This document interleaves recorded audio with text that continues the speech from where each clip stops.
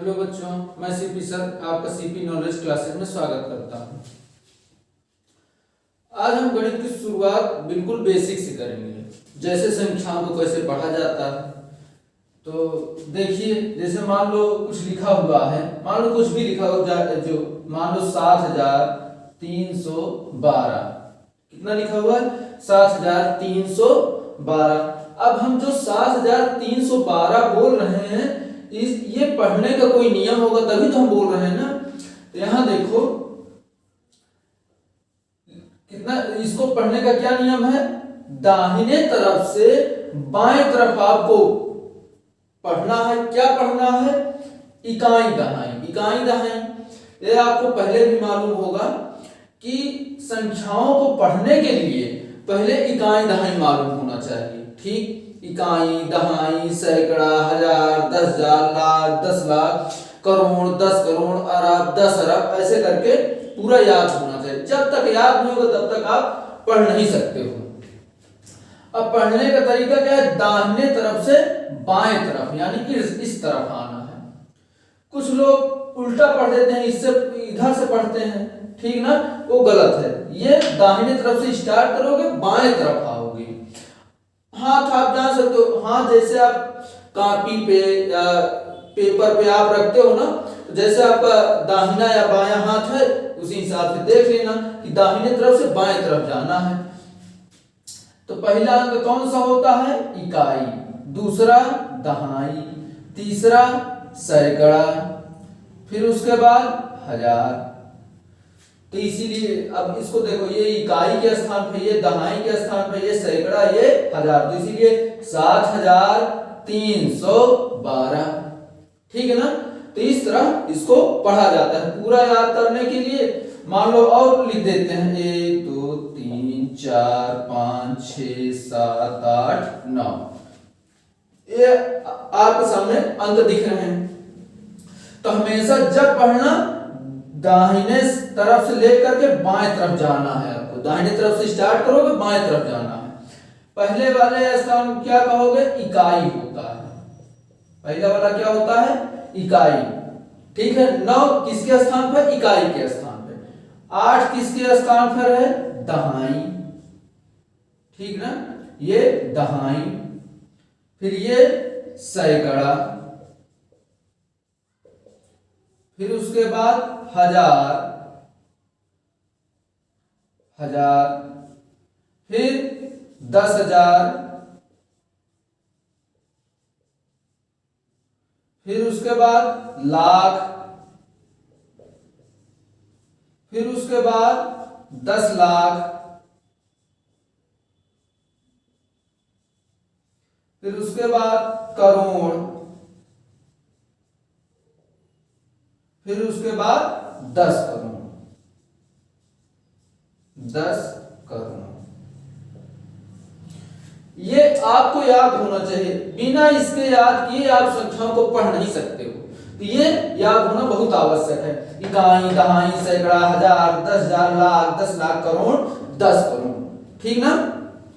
तो ये याद करके उसके बाद संख्या को आप आराम से पढ़ सकते हो बड़ी आसानी के साथ। ठीक है ना। तो ये आप इसको याद रखोगे, इन संख्याओं को पढ़ने के लिए, चाहे जितनी बड़ी चाहे जितनी छोटी संख्या दिया है। मान लो लिखा है इतने, तो ये क्या लिखा हुआ है ये आप पढ़ दोगे। कैसे पढ़ोगे, इकाई दहाई सैकड़ा, तो सैकड़े के स्थान पे यानी 112। ठीक ना। तो कोई भी संख्या दिया रहेगा आप आसानी से पढ़ लोगे।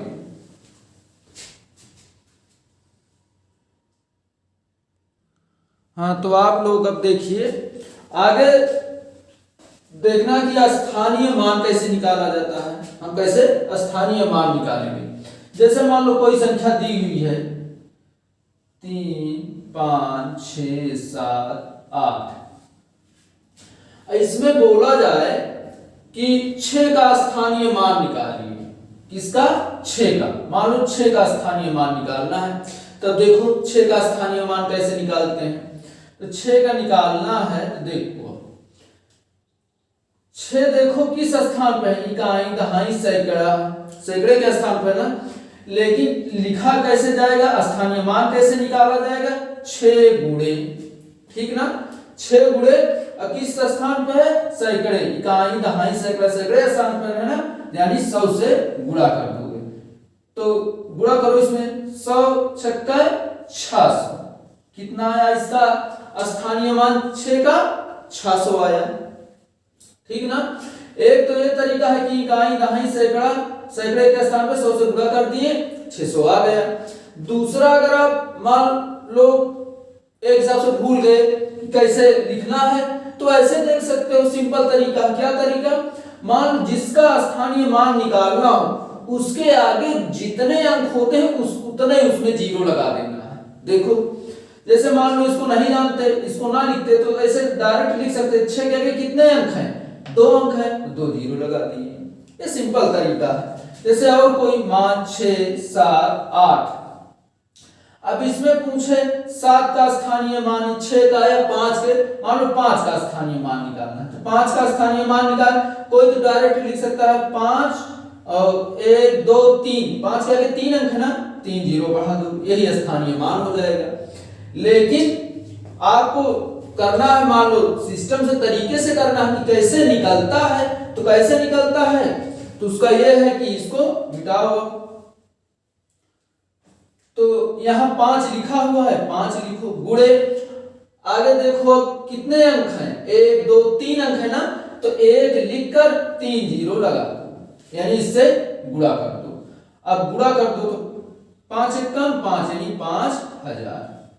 अब वैसे भी पढ़ के देखोगे तो 5 ही हजार यानी 1000वें स्थान पे आएगा। देखो इकाई दहाई सैकड़ा हजार, तो आ गया नहीं 5000। ठीक है ना।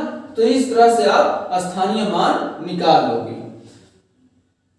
अगर इसमें कोई और अंक होता, मान लो 2 अंक साथ में होता, 3 5 6 फिर 5 फिर 3, अब इसमें कहा जाए कि दोनों 5 का स्थानीय मान निकाल, 2 5 इसमें देखो 2 5 है, ये एक यहां भी है एक यहां भी, तो क्या करोगे, दोनों 5 का स्थानीय मान निकालोगे, तो इसका कितना होगा स्थानीय मान 50 आएगा। मान लो हम थोड़ा डायरेक्ट कर दे रहे हैं, आप निकालना हो तो ऐसे निकाल सकते हो। इसका निकालोगे तो कितना आएगा, 5 के आगे कितना जीरो बढ़ाओगे, 1 2 3, ठीक ना। इसके आगे कितना जीरो, 1 2 3, इसके आगे केवल 1 जीरो, ठीक ना। अब कहा जाएगा कि दोनों स्थानीय मानों का योग निकालिए या अंतर निकालिए। तो अगर योग निकालने को कहे तो जानो दोनों को क्या करोगे, जोड़ दोगे। योग में क्या करोगे, दोनों को जोड़ दोगे। तो 5000 में 50 जोड़ देना है, जितना है उतना लिख दो। ठीक, ये योग हो गया। अंतर कहता तो क्या करते, अगर अंतर कहते कि दोनों स्थानीय मानों का अंतर निकालिए, तो अंतर में क्या करोगे, योग बराबर इतना, अंतर बराबर क्या होगा, 5000 में से घटाओ, इसको से 50 घटाना है, तो जीरो में से जीरो गया तो जीरो ही होगा, ठीक ना। यानी जीरो है तो यानी कुछ नहीं है, उसमें से कुछ नहीं घटाना तो जीरो ही आएगा। यहां ले जाओगे तो 10 में 5 गए 5, यहां बचेगा कितना 9, और यहां कितना बचेगा 4। अब इसको आप चेक भी कर लोगे कि घटाने के बाद सही आया कि नहीं, आंसर चेक करना आप जानते हो। कैसे चेक करोगे, ये भी देख लो कैसे चेक किया जाता है। इन दोनों को जोड़ोगे तो इसी के बराबर आएगा। देखो जीरो में जीरो जोड़ोगे तो जीरो ही आएगा। 5 5 10 होता है, जीरो लग जाएगा हासिल 1, और 9 में 1 जोड़ोगे 10, फिर 10 हो गया हासिल 1, फिर लग गया 4 1 5, यानी इन दोनों को जोड़ोगे तो यही आ जाएगा, ठीक ना। तो ये स्थानीय मान निकालना।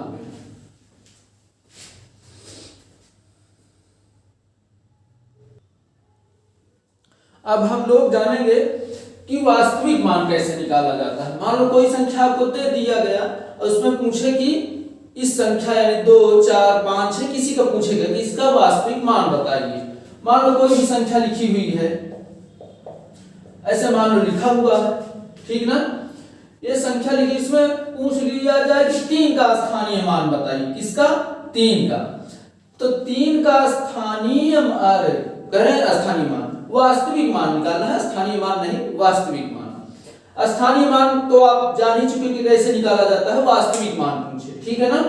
तो वास्तविक मान पूछे कि 3 का वास्तविक मान बताइए, तो 3 का वास्तविक मान क्या होगा, 3 ही होगा। 3 का वास्तविक मान 3 ही होगा। अब पूछे 5 का वास्तविक मान, कि 5 का वास्तविक मान क्या होगा, तो 5 ही होगा। यानी जिस अंक का वास्तविक मान पूछे वही होता है उसका वास्तविक, यानी स्वयं होता है। ठीक।